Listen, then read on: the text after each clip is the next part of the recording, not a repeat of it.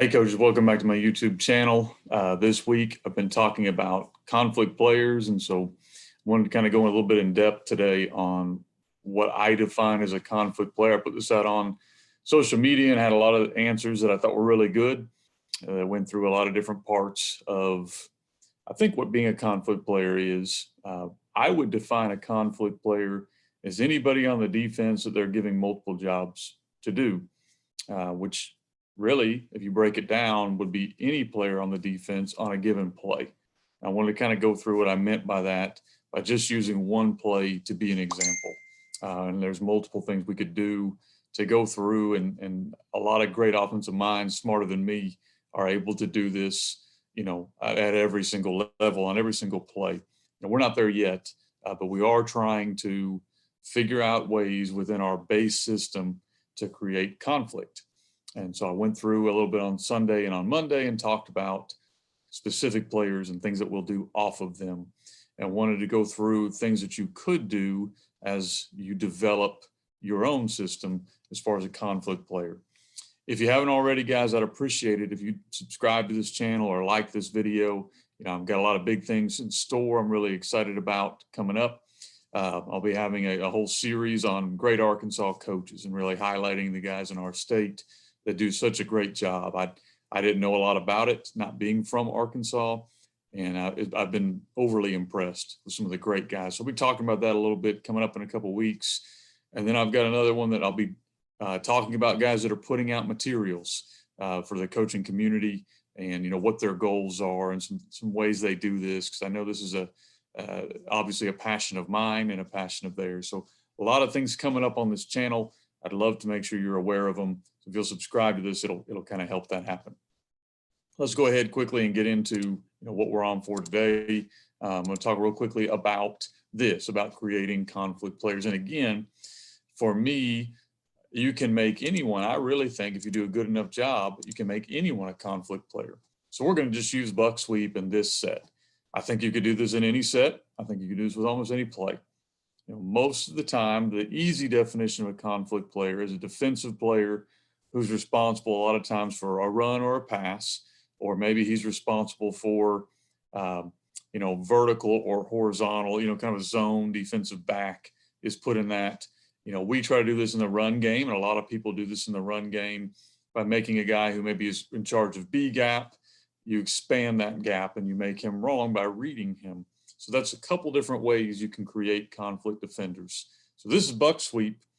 Let's just talk kind of defenders at a time and the ways you would be able to do this just inside of this one play in this one set. So this play is our peak concept, or we have a different name for it each year, but basically we want to make this defender who's highlighted a conflict defender. It's a pretty simple concept. If this guy plays the run, then we're going to try to throw the ball behind him. We're going to make him a conflict defender, okay?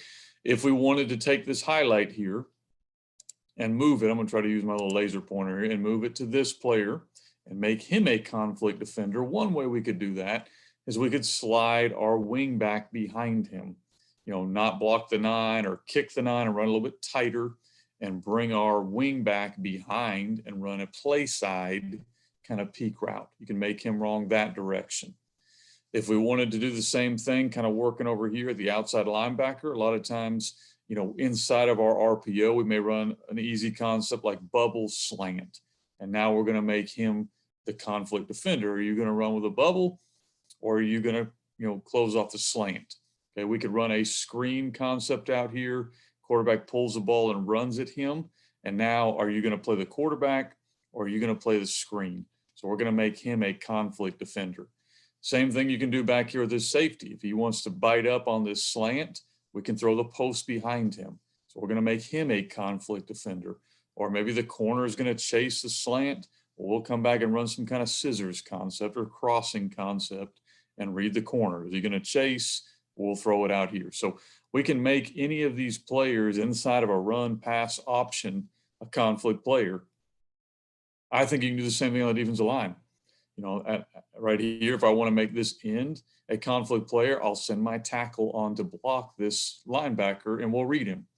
If he closes down C gap, we'll pull it. If he stays outside, we'll give it. Do the same thing if you wanted to run true midline here and leave that nose unblocked, send both my linemen on to second level and read them. Is he going to follow the pulling guards? And we'll pull and run right behind the void that nose would leave us. It's a little more difficult with buck sweep on the play side, but you can still do it if you wanted to. The idea behind this being we're going to create conflict players. What about this corner who's over here? So we have a corner who's playing. Well, we can run play action pass there and run 2 vertical routes and read him. So the idea behind a conflict player doesn't just have to be one play, overhang players only, DBs only, or just reading defensive linemen. We hope within our system to build our base run or pass and make multiple players conflict guys. That gives you what I call built-in answers. You know, if we're going to play a team who the inside linebacker is their best player, we might want to run this RPO, this read, make him the conflict player. Well, maybe the outside linebacker is their best player. Now we want to run this different one. And so if you have these built in, these creating conflict type players by tagging your system, it gives you a lot of ability.